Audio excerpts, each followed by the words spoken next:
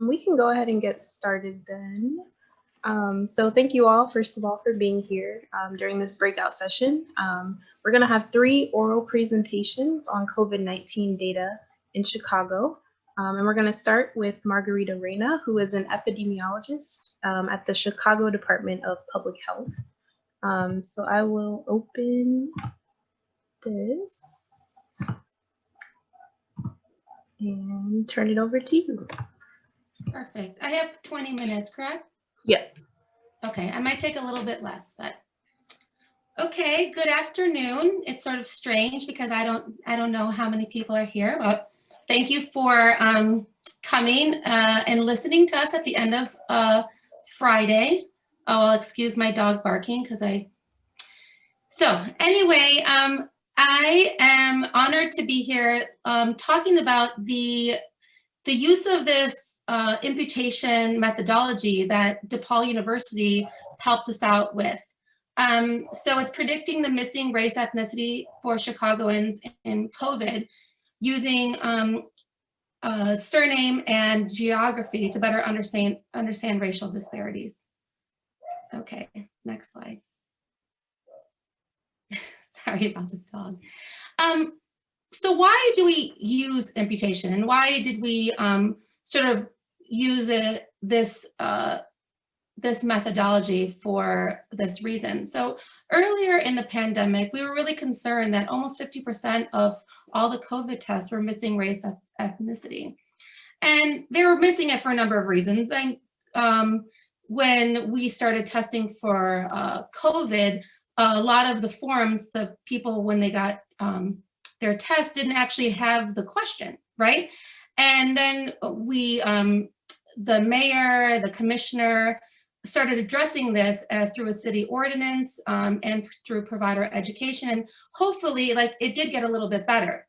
And we were also testing now with more than 12,000 tests a day, right? The missing race ethnicity has gotten a little bit better, but it's still quite problematic, right? And we wanted to provide a more complete understanding of the impact of racial equity within the COVID-19 pandemic in Chicago. So again, I said that the methodology, which I'm not gonna, I'm gonna let the DePaul group talk about that, but we did use surname and the geography to predict race ethnicity.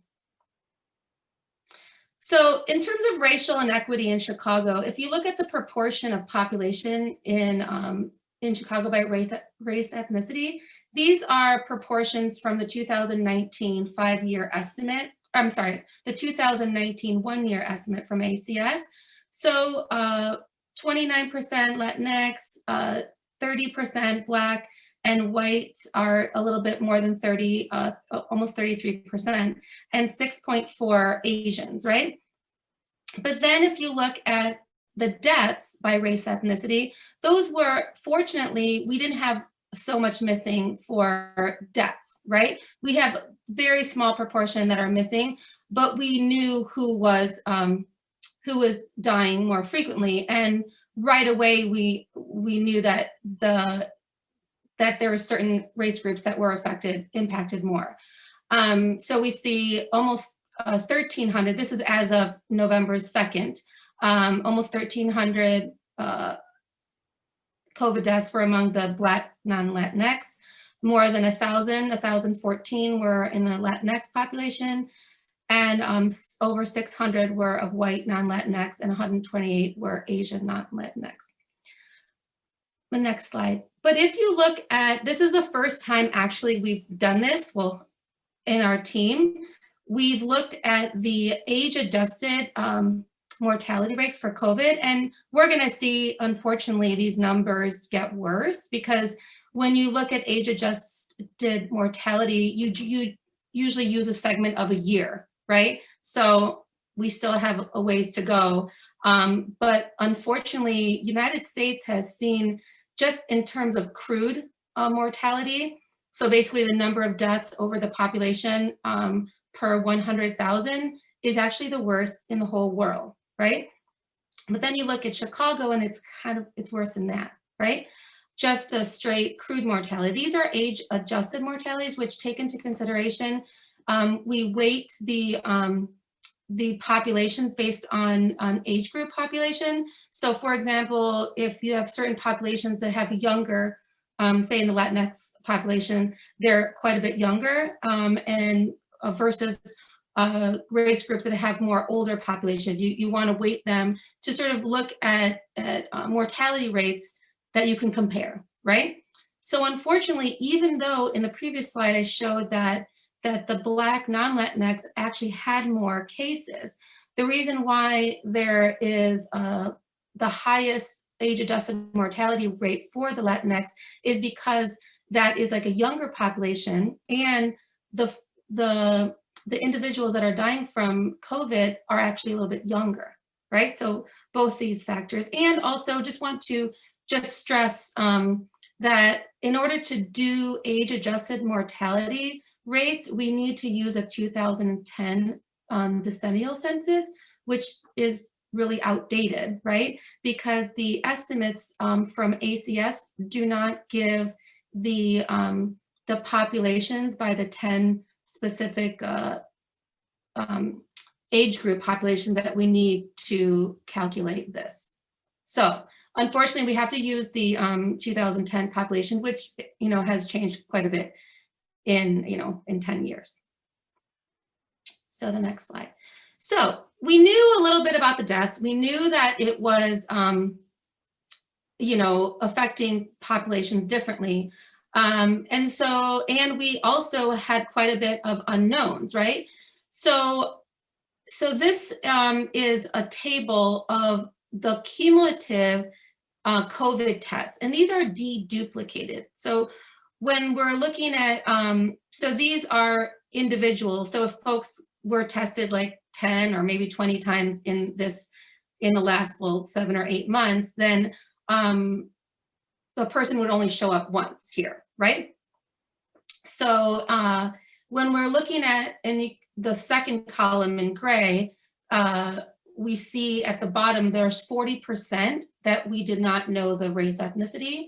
And then when we use the imputation that the DePaul group is going to describe the methodology, using surname and geography, we went down to 6% for the test. So that was 86% that we were able to predict the race ethnicity from this methodology, which I think was super successful, right?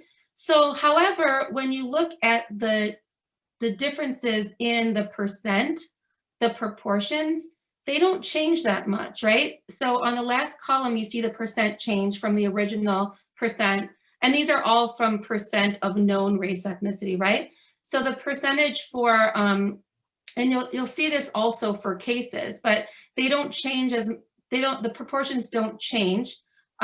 We see a little bit of change for the white non-Latinx for 2%. So for Latinx, they're for testing, this is only testing, it's 28% when you calculate it just using the known, the denominator as a known race ethnicity, 28% for Blacks, and whites are 33%. And then when we use the imputation, it went only up 1 percentage points for Latinx, down 1 percentage point for Blacks, and went up 2 for whites. The next slide. So this is the cumulative cases. Also, it was also quite successful. The same percent for cases went from 19% to 3%. And also, it's even stronger in terms of having pretty much the same results, right? So only the white non-Latinx for the cases went from 20 to 21, and then the other went from 5 to 4%. Next slide. So this is part of what this table that I designed, I don't know, maybe 2 months ago, to really better understand the age groups within the race groups, right? So, I mean, there's a lot of numbers here, but I just want to highlight. So if you look down to the bottom for the totals, So 44% of all the 6,708 cases that were reported in week 43 that ended on 10/24, right? Because I pulled this data on Monday. So 44% are Latinx, right? But then in the, for example, the 0 to 17 group, there's 53% of all the 797 young people were also Latinx. So unfortunately, the Latinx has proportionally been most impacted, although in the higher age groups, the older age groups, it's white non-Latinx and also Black non-Latinx. So the next slide. So this is an epi curve. So these bars, the darker colored bars are actually the reported race group. So in this one, it's reported Latinx. And the lighter gray on top is the predicted race ethnicities that we got from the imputation, right? And then the solid line is a 7-day rolling average. On the lower black line, it's the reported Latinx 7-day rolling average. And then the blue line, a little bit higher, is the total, including the imputation. So we see them, you know, at the beginning, the proportion of the unknowns was a little bit higher at the beginning, right? And then in June and July, and even through August, early September, the lines are really close to each other. So we didn't do as bad in terms of having a lot of unknowns, but recently the number of unknowns has increased. There has been quite a bit more testing. And I just want to note that in this group, particularly, which is the hardest hit throughout the pandemic, ever since April, the numbers actually, of course, I ran this through November 2nd, but right now I just checked the numbers. The actual reported Latinx is actually higher than the highest peak in late April. So if I were to run this again, like those numbers would actually be higher than the peak, which is above 600. Okay, the next slide. So this is for the Black non-Latinx. You can see, of course, the y-axis is different on all the slides. So it's a little bit lower, although the peak also did happen at the end of April. You'll notice that this for the Black non-Latinx, the proportions are a little bit closer to the reported. And it also has to do a lot with testing. You know, I mentioned earlier that the testing was not everyone early on. Not everyone went for testing because some folks, you know, it wasn't available for everyone. And if folks had more access to testing, we've seen basically in the whole pandemic, the white non-Latinx has a much higher proportion of those that are tested, both, you know, more frequently and as a population. Go to the next slide. This is the white. So this is pretty dramatic early on. And this is what I just mentioned. There's quite a bit of, it's almost double in late April, whereas the reported cases among white non-Latinx is double when you look at the predicted, the imputed cases, right? It goes above 200. And then also, as of late, recently, that number also goes up quite a bit. The number at the top doesn't go as high as that, the Latinx. Also, the Asians in this slide also see a higher proportion when you include the imputed values. Goes all the way up to 30 for the rolling average. And also it has reached the, as of late, the peak is also higher than in late April. So the next slide. So this is all the 7-day rolling averages in one slide, and then this is most recently from July the 1st through the end of October. And like I said, the Latinx has been most impacted. And this slide, I just want to show what the actual, if you really want to look at the actual individuals impacted, you'll see that it goes far over 400 and almost 500 if you look at it today for the non-Latinx. Thanks. The key findings, the imputation predicted over 80% of the missing race ethnicities for tests and cases. It doesn't really change the percentages for the distribution of tests and cases, but it allows us to more accurately describe those that are impacted by race ethnicity. Next slide. So the next steps for integrating this imputation process into our regular standard reporting. And we're using the imputed results to better prioritize our testing and education in the affected communities through the Racial Equity Rapid Response Team. And it's been really, it's been a wonderful experience to work with DePaul. I'm so happy to be presenting this together with Hao. Thanks for all your help and the team. And this is going to be used with other public health indicators, and it's pretty exciting. So I just want to acknowledge our supervisor, the Director of Epidemiology, Nick Prashant, and Blair Turner, an epidemiologist that I work closely with. And then the DePaul group, Daniela, Hao, and Fernando, that this project wouldn't have been, we couldn't have done it without them. So thanks so much.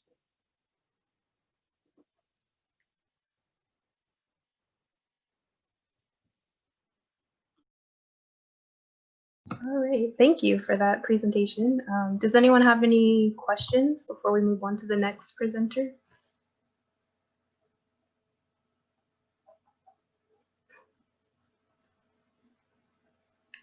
All right, well, we'll go ahead and move on to our next presenter.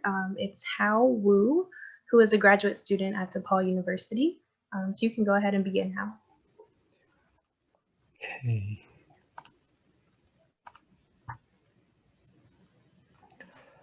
Can you see my screen now? Okay. Hi, everyone. My name is Hao Wu. Good afternoon. I will continue to talk about the method. I talk about using Bayesian improved surname geocoding method to impute the missing race ethnicity in the Chicago Department of Public Health COVID-19 surveillance dataset. So this project is led by DePaul Center for Data Science and the Chicago Department of Public Health. The team members are from DePaul University and Chicago Department of Public Health. So as we know, missing racial data is a common issue in the medical studies and surveys and can arise from a variety of reasons. The Chicago Department of Public Health is facing this issue in their COVID-19 case surveillance system. So among a total of 56,483 records, there are 121,124 records with unreported racial information, which would negatively impact their research and understanding of COVID-19 impact on different races. So therefore, the objectives of this project are to predict patients' unreported racial information based on their surname and geocoding using the Bayesian improved surname geocoding method, and to understand the distribution of COVID-19 among different racial categories. So first, let's see what the data looks like. So from the left table, we can see the data was received in June 19th, 2020. and the total records, total variables, the variables are shown on the right table, and the race missing values about 47%, and the first specimen collection date is from January 5th, 2020, and last specimen collection date June 18th, 2020. The racial proportion, you can see, and the gender proportion.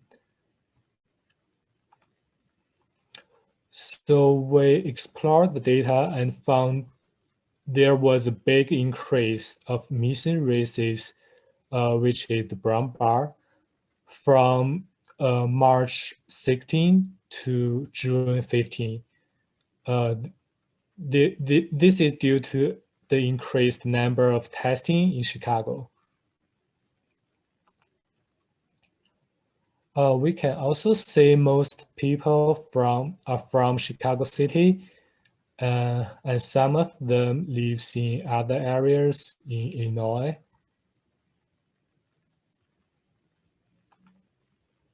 Okay, let's see how we clean the data first. So there are three steps. Step one, we removed 14,489 records with missing or wrong zip code from the original data. And step two, we removed 33,933 records with missing surname or surname cannot be found in the 2010 US Census surname dataset.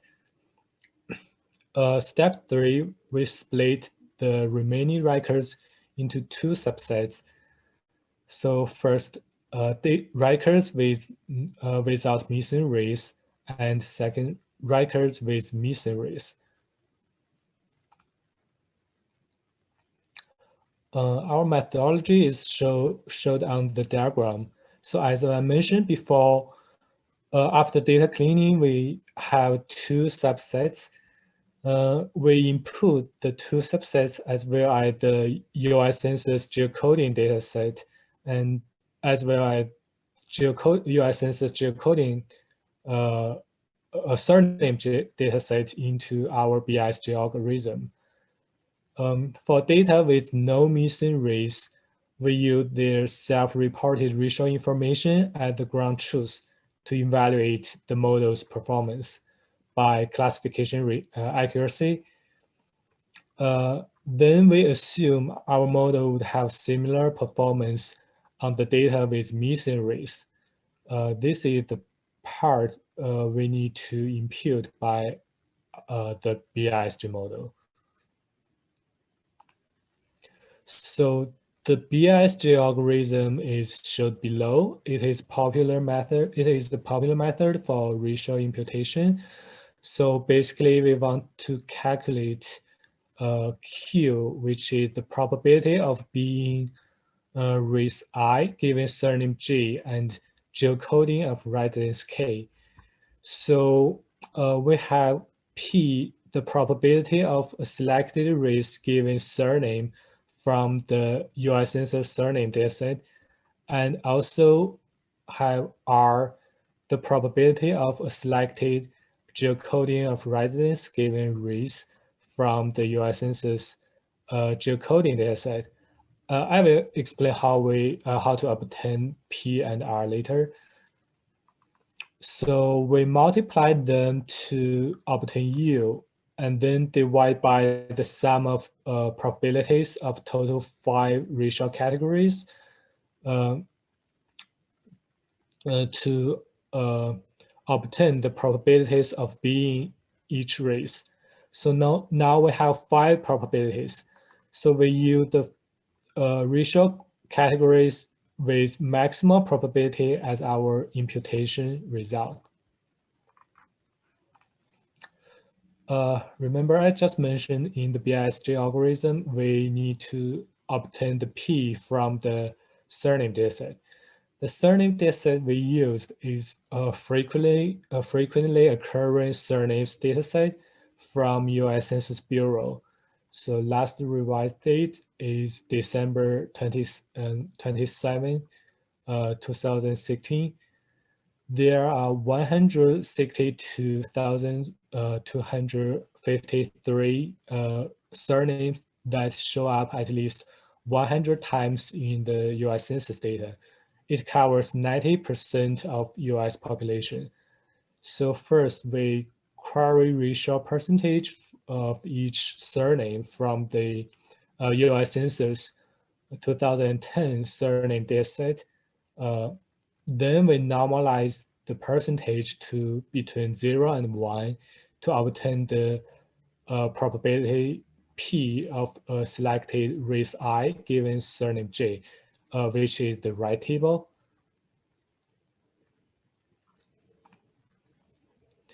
Then the geocoding dataset we used is 2018 American Community Survey also from US Census Bureau. So it published on December 19th, 2019. There are 1,384 zip code tabulation areas in Illinois. First, we query the raw frequency of each race given CCTA in Illinois from the 2018 geocoding dataset, which is the table 1. So the numbers are population. And then we use the raw frequency of each race given CCTA in Illinois divided by the total of population in Illinois by race to obtain the probability R of a selected CCTA of residence K given race I, which is table 3. Okay, so the model is ready and the data is ready. So here is our classification results. So in the confusion matrix, the row is the number of self-reported race in the data. So for example, the first row, there are 40,462 people with self-reported Black, and the column is the number of predicted races using the BISG model. So for example, the first column, we predicted 33,972 people as Black. So the numbers highlighted in red are the numbers of correctly classified records of each race. So according to the confusion matrix, we calculated the classification accuracy, which is 0.81. And we randomly choose 80% of the clean data as a sample to predict races using the BISG model and repeat 30 times to obtain the 95% confidence interval of mean accuracy, which is 0.8113 plus minus 0.0002. We also generated the receiver operating characteristic curves of each race. The ROC curves shows true positive rate versus false positive rate. So basically, we look forward to having a higher true positive rate and a lower false positive rate. So the left top corner is the optimal situation. So we use the area under the curve to evaluate the model's performance on each race. So for example, the best performance happened on Black, so which AUC is 0.96. So it means there is 96% chance that the model will be able to distinguish between Black and non-Black. So from the plot, we can see we achieve very good performance on Black, Latinx, White, and Asian. We use the maximal probability as our result before. Now we set a threshold. So the multi-class race model generates a predicted race only when the maximum probability of 5 racial categories is higher than the threshold. So for example, if we set threshold at 0.9, the accuracy increased about 5%, if you see the last column. But we can only cover 65.5% of the original data. So as the confidence level, which is threshold, increases, the accuracy increases. However, the number of predicted records will decrease because there is a smaller number of records with maximal risk probability greater than the threshold. So after classification, we can see 5 highest and 5 lowest classification accuracy area.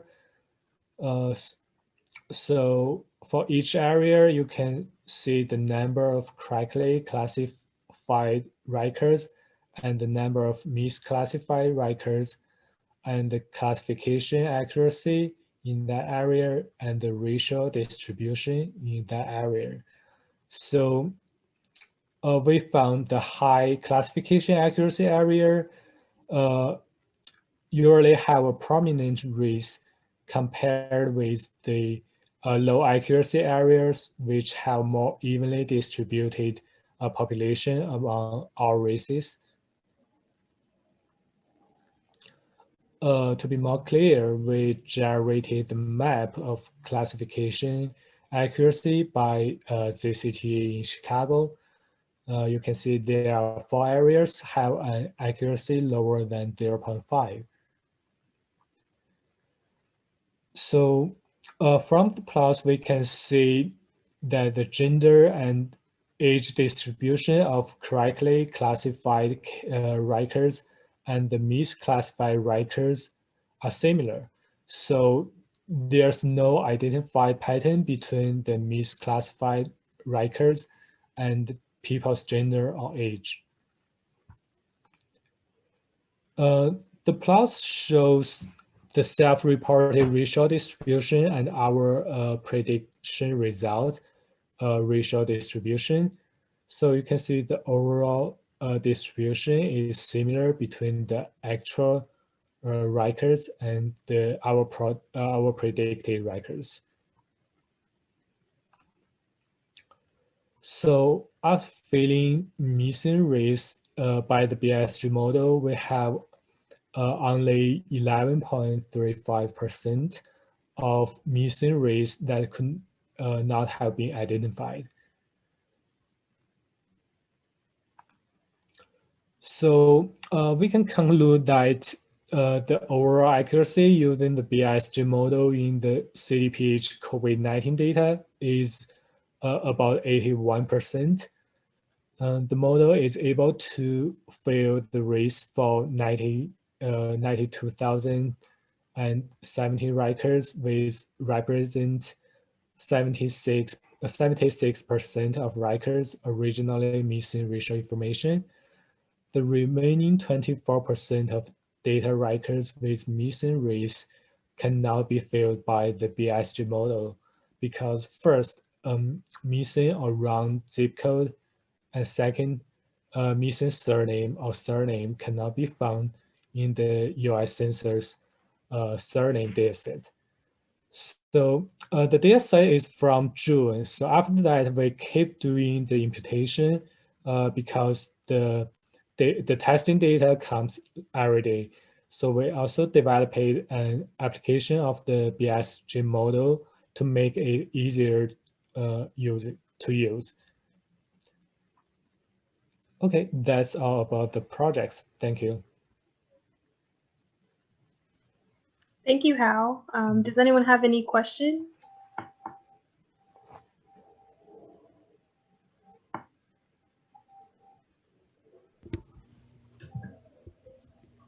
All right, so we'll move on to our last presenter for this session.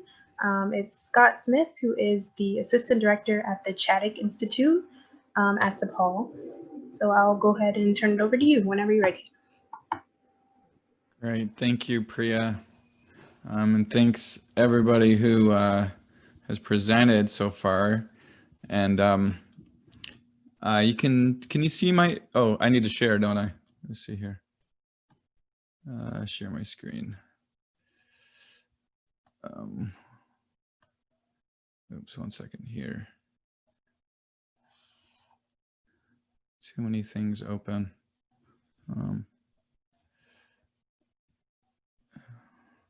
Okay, 1 second. Okay. You should see it. Do you see the presentation now? Yep. Okay. All right, great.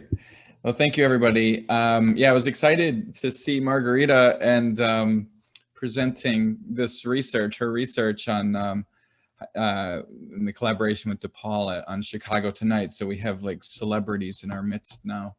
But this research kind of builds on, a lot of data from the city to try to better understand health disparities generally, but also understand what's kind of explaining some of the variations in those outcomes across race and ethnic groups.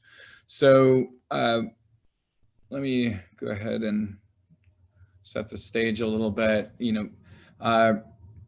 Margarita and how both talked about some of these trends in mortality and case rates by race and ethnicity. This is kind of updated data from the latest, actually I looked at the COVID-19, the city's COVID-19 dashboard today. And, from the outset, the COVID-19 pandemic really hit communities of color quite hard. And you have higher death and infection rates among the Black and Latinx populations in particular over the past several months. Early on, it was among the Black community, which experienced kind of the higher mortality rates, and then later the Latinx community. But really across the entire time, at least since mid or early May, the Latinx community in particular has been experiencing really high infection rates, and as Margarita was saying, reaching its peak just within the last week. So the concern, of course, among those, all of us really, is try to understand what explains some of these inequities across groups. And some of this has to do not only with the race ethnic populations, but where people live and what they have access to. So that was kind of the core of this study, was trying to understand what is the role of access to testing, to COVID-19 testing, in explaining some of these variations and things like positivity rates and case rates and mortality throughout the city.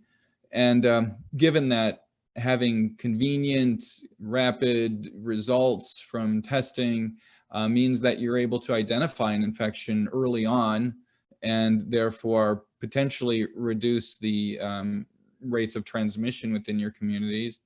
But of course, there's all sorts of other factors that may play a role as to, having geographic access alone may not play a role, but I'm getting a little bit, may not explain everything, but I'm getting a little ahead of myself. I think I'll talk about limitations to this study later on. But here are the research questions, the general research questions. First of all, how does geographic access to COVID-19 testing facilities vary across neighborhoods within the city? And specifically, to what extent does this access to testing explain variations in the COVID-19 outcomes? So we used both census tract and zip codes to inform the variables in the research, and I'll describe how we use it in these two levels of geography. The testing facilities themselves, there isn't a kind of mutually agreed upon kind of universal testing data set.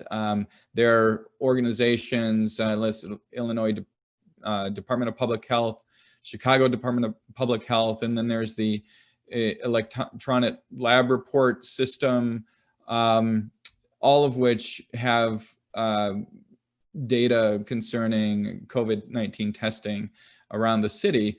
Some of them have different levels of and quality of information included in their data sets. On the IDPH website, for example, they have information including not only the facility name and address, but the contact phone number, scheduled hours of operation, whether or not certain languages are offered.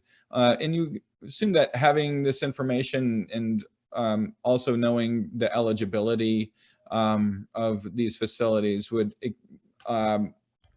either limit or improve or enhance the use of these facilities. The Chicago Department of Public Health data set has about 130 COVID-19 testing facilities in their latest data set, and I think IDPH that has 369 statewide and about 79 within the city of Chicago. The ELR is much more comprehensive, but it has limited quality of information. It has pretty much just the facility name and address, and but also has we have utilization in terms of number of tests administered.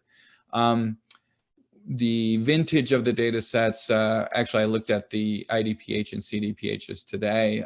You can get those, those are regularly updated on their websites. The ELR, on the other hand, it needs to be requested, and it takes a while to geocode and a little processing going on there. But anyway, we created kind of a hybrid testing data set that we used for this analysis, and that included about 431 sites across the city, and this is what it looked like from looking at a map of all these facilities across the city. There are some of them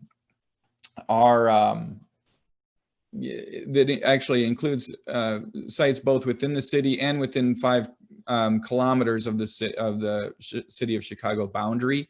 We included those on the periphery, largely to control for some edge effects in our measurement of accessibility.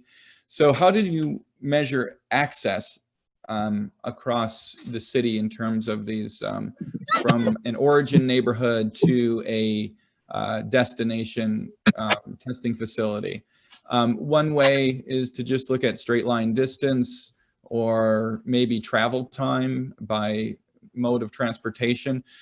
We used a combination of the two. Actually, we ended up having about 11 or 12 measures of accessibility that varied in terms of the number of facilities, maybe the average travel time to a certain number of facilities, or the average travel time from one origin census tract, when there are 795 tracts within the city, to all of the testing sites. So we used a lot of them in the model only because we weren't sure which is the best measurement, and we also looked at, in terms of travel time, different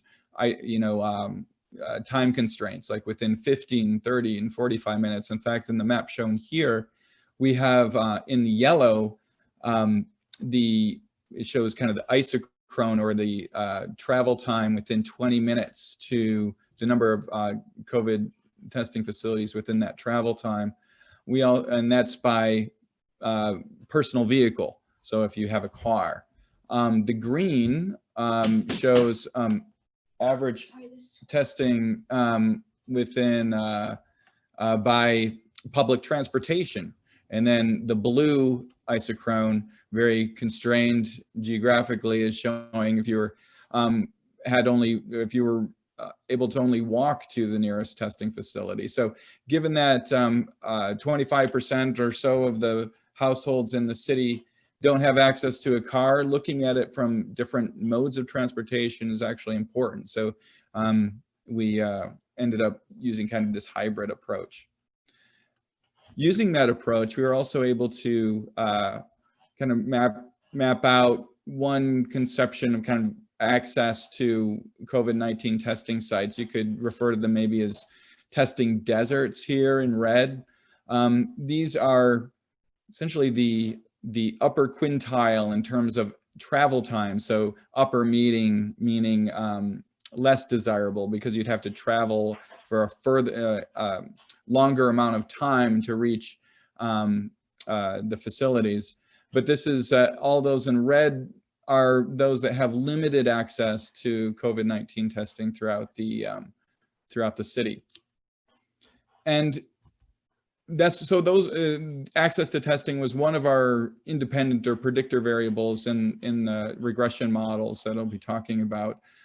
We also used other hardship, maybe more conventional explanations of that we know explain variations in COVID-19 outcomes, including race and ethnicity, income, whether or not people have health insurance or households health insurance, and also age. And we actually used several, let me see, these are many of the variables that we used in the model. Population density, employment density, and so on. So in order to control for those variables while trying to understand the role of access in particular. I showed you a map of vulnerability and also the testing deserts. In the highest, well, actually this table is showing the demographic characteristics within those high vulnerability areas versus the low vulnerability areas. So for example, in the areas that were in the darkest red there, you had about 5 times the poverty rate compared to the blue areas. Let's go back to that map here. And this was a combination of poverty, percent essential workers, percent of households without internet access, percent of households with no vehicle. So it's an index, kind of a composite index of these variables. And also the percent dependent population and so on were also much higher in these higher vulnerability areas, as well as the death rates and the case rates. And the testing access is also limited in these higher vulnerability areas, we found. So there are disparities with respect to access to testing throughout the city. And some of this may be just artifacts of where, hospitals and even the health centers are distributed across the city, and where, it may also relate to population and other characteristics. But what we looked at within our regression models, we had 3 dependent variables, and they were all cumulative rates, essentially, cumulative death rate, cumulative case rate, and cumulative positivity rate. And we distilled from this larger set of predictor variables to, what do we have here, 7 predictors that had the most explanatory power. And we looked at these 7 variables and their relationship to the outcome variable in each of these models. So essentially the predictor variables remain constant. We found, first of all, that the models perform pretty well just generally. We have R squared of 0.54 and higher. In fact, the most powerful model was this. We were able to explain variations in positivity rate at about 74% of those variations, just with these 7 variables. There was some differences, though, in the what variables were in terms of the power of the variables, and also whether or not they were statistically significant.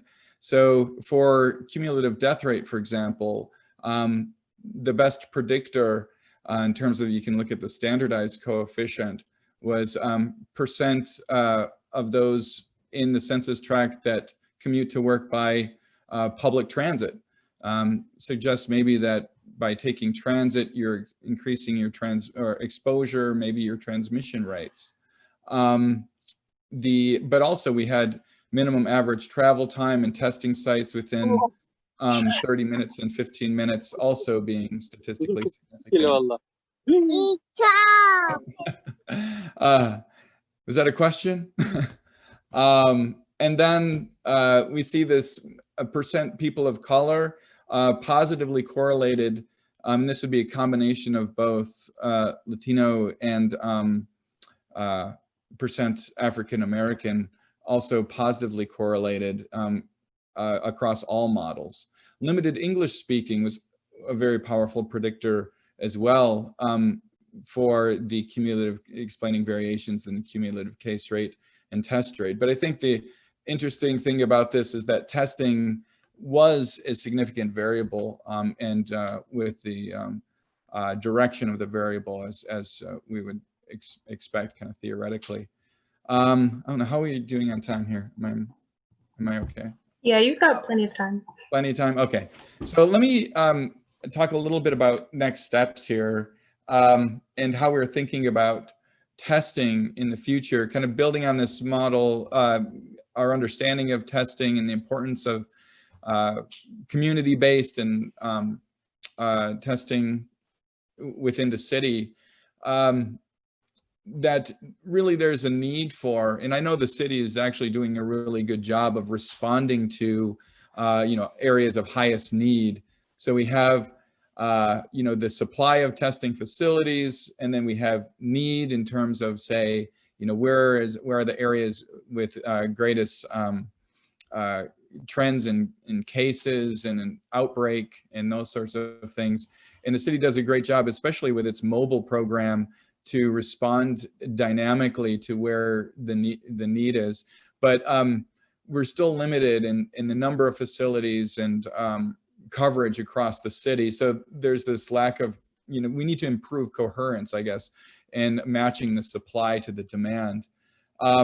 So we need to start looking a little bit more at capacity, availability, and eligibility, and look at testing need, not only in terms of these trends and outcomes, but also the vulnerability, given that we know that there's some of the hardship, we can kind of predict which areas are going to be stressed most when there is an outbreak.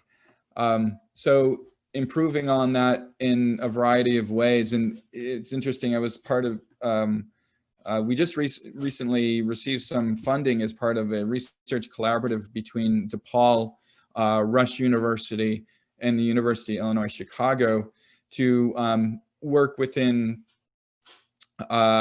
Black churches on the west side and south sides of the city. I mean, part of this, as Margarita was alluding to, it's not just geographic access, but it has to do with convenience. It has to do with trust, whether or not one is willing to take a test.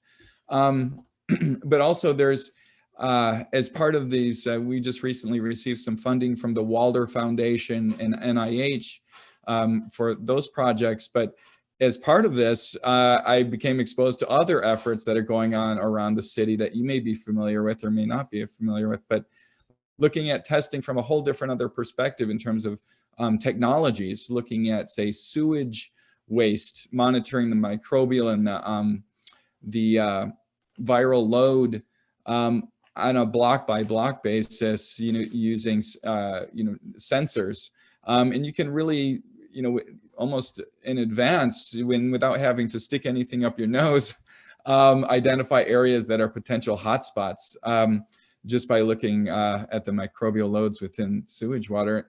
The other project that I'm familiar with is, just having more portable and dynamic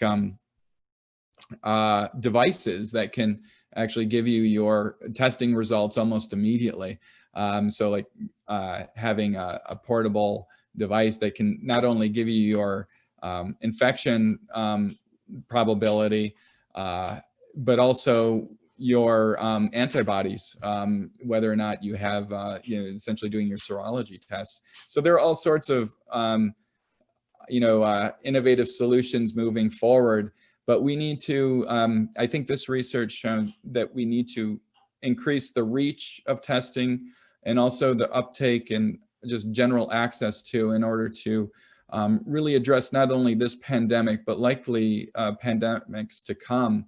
So yeah, I think I'll end it there, and I hope you have some questions.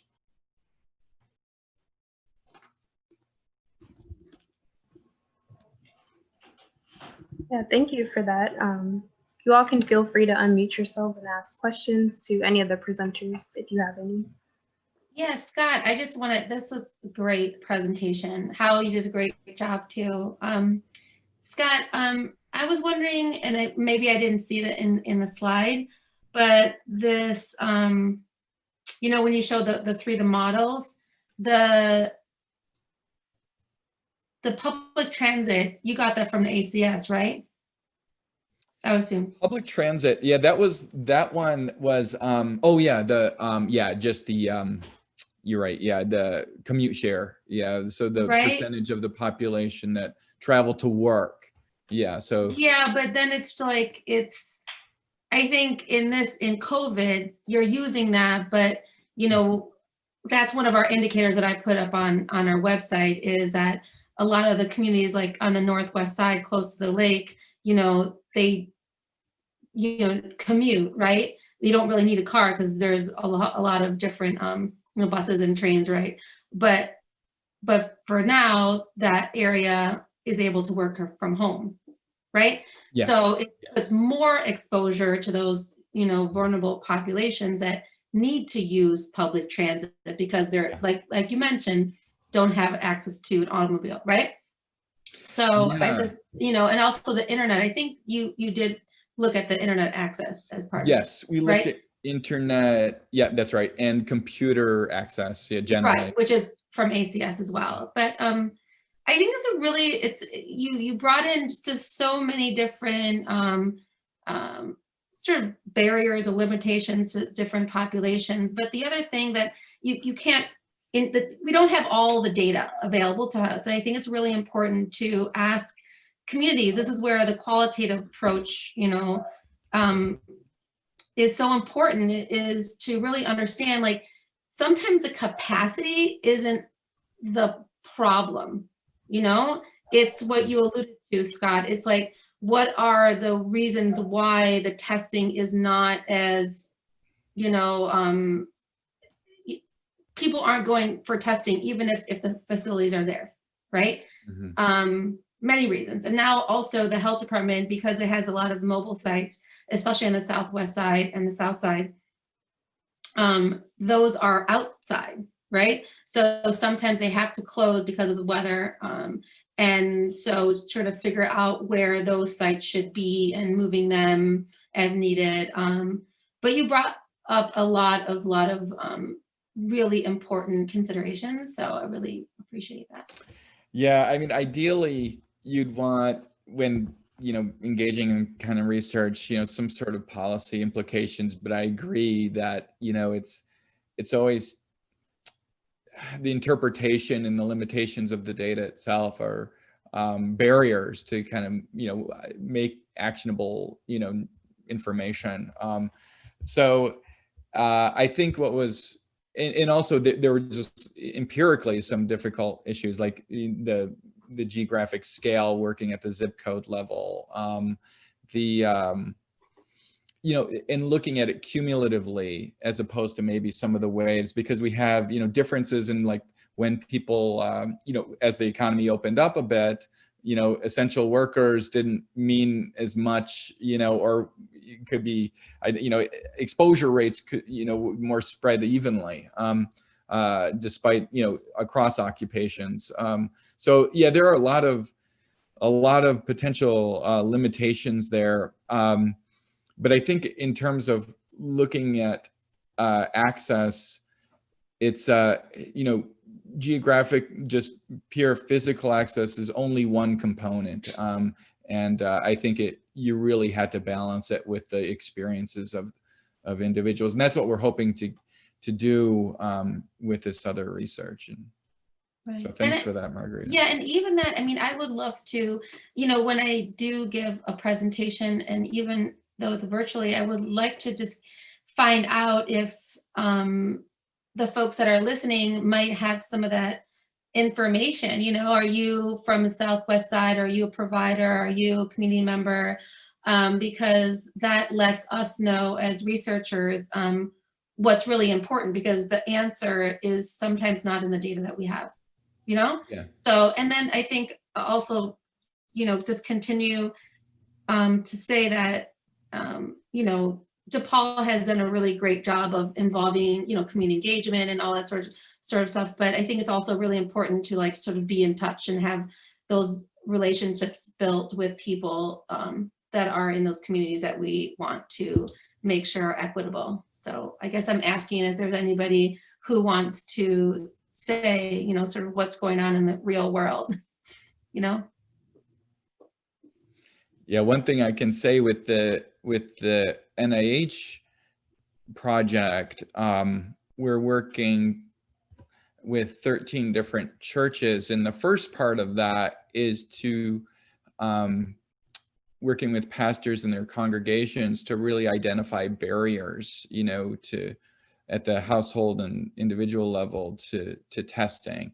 And we added some of these access questions just to see, if it somehow supports this research. But there may be, I'm sure, a lot of other issues, that are brought up. But I don't know, Margaret, what do you think about these other ways of testing? Like I was really amazed this sewage systems and microbial loads, and looking at it, through sensors. I mean, is that something is this way out there in the future, or do you think this is something that we can start doing in order because then it seems like you're taking care of a lot of these barriers. Yeah, I mean, I actually heard that on NPR, but I don't know. I mean, I listened to that segment. I think it's a few weeks ago or more, that segment about those researchers. I thought it was fascinating. But I also think we need to, like I said, the community engagement, we need to start really talking to the folks.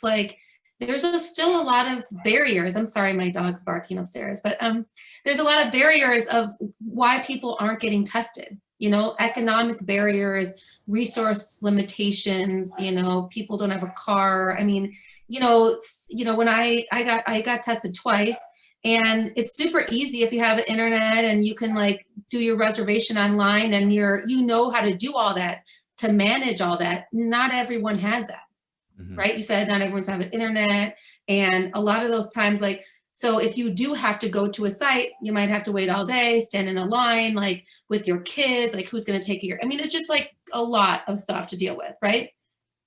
Not going to work, right? You're going to miss work. What happens if you're positive? Then you have to stay home I mean, so we just need to keep that in mind and really stress to folks that it's really important, this is really important to know your status. Yeah, and I wonder also if some individuals, even knowing that you are infected, if there are priorities beyond that, where you're just guess what, I need to go to work, or I need to take care of my children, or so even if you are tested, there still may be different responses to that, right?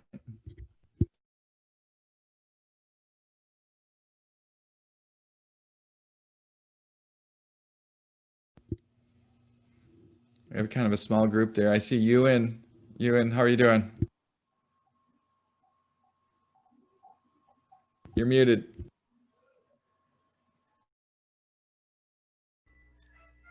Yeah, I know I'm muted. So, but I think it's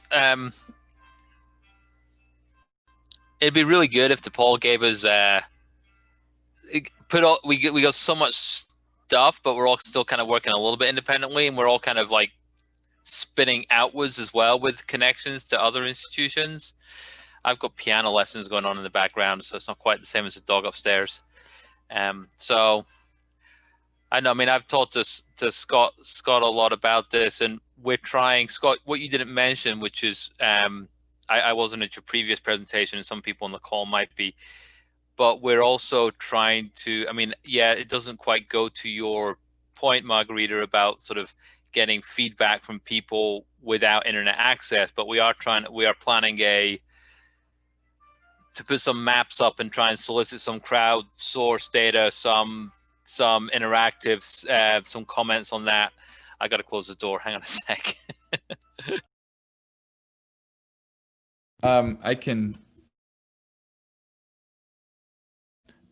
What time does this session end? Is it about to end right now, or I don't know what time we're supposed to? No, end? it's actually ending at 3:40. Oh, okay. We've got a lot of Yeah, time. that's a lot But of we time. have another. Is there another presentation, or I is don't this? think so. No, it Oh, was this is- just you three. Oh, okay. Okay. Let me show you This isn't great. Let's see the. It's not quite. Ooh, see, you can tell I was checking the. Can you see my screen here with that? Yes. Yeah, this is like the first part. We have actually 3 dashboards that we're working on, but one is this one where you can kind of show the select a week and look at case rates and positivity rates and whatever. Scott, over this is time. really cool. What did you do this on?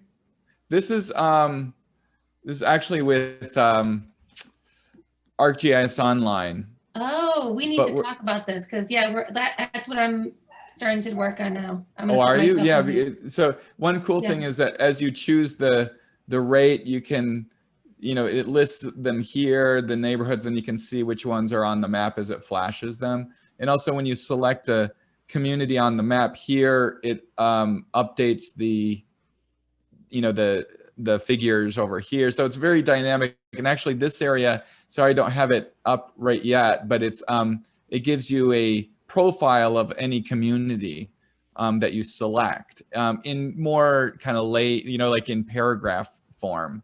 But we're doing this, we have a hardship dashboard, as well as a vulnerability and a disparity dashboard that all kind of come together in one website. So we're hoping to get that out to people for feedback. And we have a form where accepting some ideas about how to improve it or what you'd be looking for, how to make it more meaningful, and hoping to get that out next week. Yeah, and that's all done in partnership with the Department of Geography and their ArcGIS Online Geographic Information System software. So for those of you at DePaul, I think it's there's now a class, right, in data science for GIS for data science that they've set up as well. So there's a I don't know who in CDM has been involved, but it's a sort of geography CDM. There's a new BA degree being proposed, computer science plus geography, to do this kind of stuff. And so it's we're more at the faculty and staff end, but we're trying to build these connections as well. Yeah, we'd really like to get CDPH's feedback on it once we get it out there.